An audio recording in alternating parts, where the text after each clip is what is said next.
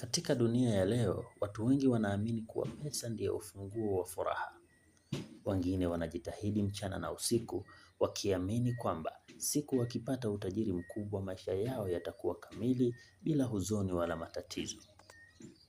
Ni kweli kwamba pesa zina nafasi muhimu sana katika maisha ya binadamu, kwani hutusaidia kupata mahitaji muhimu kama chakula, mavazi, makazi, elimu, matibabu.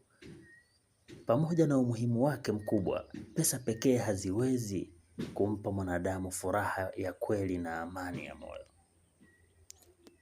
Kwanza kabisa, furaha ya kweli haiishi kwenye vitu vya thamani, bali ndani ya moyo wa mwanadamu. Mtu anaweza kuwa na nyumba kubwa, magari ya kifahari na maisha ya kuvutia mbele za watu, lakini ndani ya moyo wake akawa mwenye huzuni, upweke na mawazo mengi. Mara nyingi tunaona watu wenye utajiri mkubwa, wakikosa amani, huku wengine wakihangaika kutafuta furaha licha ya kuwa na kila kitu cha mwili. Hali hii inaonyesha wazi kwamba moyo wa mwanadamu unahitaji zaidi ya pesa ili uweze kuwa na furaha ya kweli. Pili, upendo na maisha mazuri ni sehemu muhimu sana ya maisha yenye furaha. Hakuna kiasi cha pesa kinachoweza kununua upendo wa kweli, heshima ya dhati au familia yenye amani.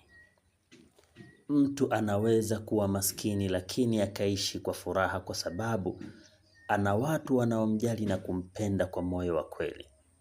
Kwa upande mwingine, mtu mwenye mali nyingi lakini asiye na watu wa karibu wanaomjali, mara nyingi hujikuta akiishi maisha ya upweke mkubwa. Hili ni kwa sababu moyo wa mwanadamu huhitaji upendo zaidi kuliko unavyohitaji mali. Afya njema ni baraka kubwa kuliko utajiri.